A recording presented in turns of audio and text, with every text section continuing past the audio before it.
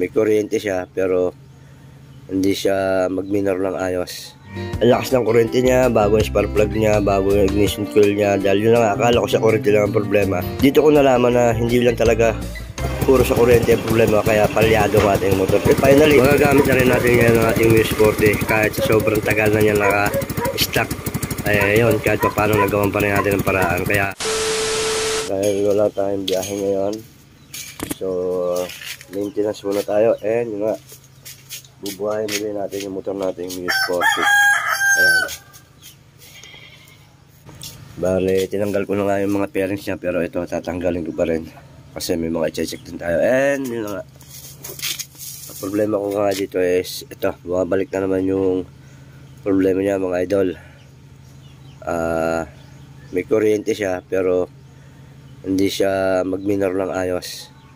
Siyempre, check natin yung mga manifold niya. Yan, mga clearance. Baka may singaw. Then, siyempre yung carb niya. Check na rin natin. Para mas madali ang gagawin nating pagsasaayos ng ating Muse 40, yun na nga, tatanggalin muna po natin mga bearings para kahit papalo malinis din natin at least yung mga loob nito. Dahil yun na nga, sa katagalan na hindi ko na nagagamit yung motor kong ito, halos ilang buwan din. Dahil yun na nga, naman problema talaga ako sa minor niya. Ang lakas ng kuryente niya, bago yung spark plug niya, bago yung ignition coil niya. Dahil yun na nga, akala ko sa kuryente lang ang problema. Dito ko nalaman na hindi lang talaga puro sa kuryente ang problema, kaya palyado ang ating motor. Yun nga, sinagal ko nga yung throttle niya, talagang ganun pa rin yung andar niya. At yun, finally nakita ko talaga nasa manifold, halos matanggal na. At yun nga, UP yung ilalim, hindi maganda yung pagkakasok. Then ito nga ating air cleaner, yun nga, umaalog-alog dahil natanggal na rin pala yung tornilyo niya na pinaka yung pumutok na.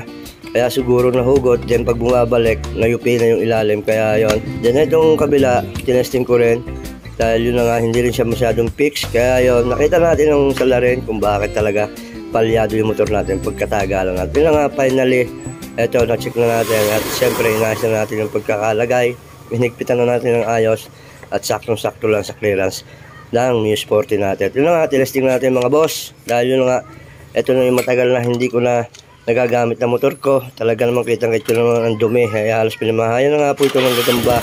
Napakadumi talaga kayo. Finally, magagamit na rin natin ngayon ang ating Muse 40 kahit sa sobrang tagal na niya naka-stock.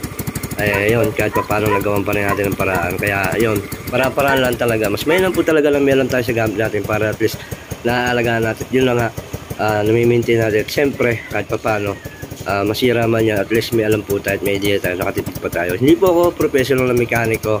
Tanging nalaman ko din po ito sa mga professional na mekaniko. Kaya mas may alam po talaga na may alam tayo, lalo tigit sa gamit natin. Ito po, share ko lang po baka sakali makatulong sa mga matagal lang namumroblema kung bakit hirap at laging palyado ang ating motor. Hindi lang po sa kurente, palagi ang problema.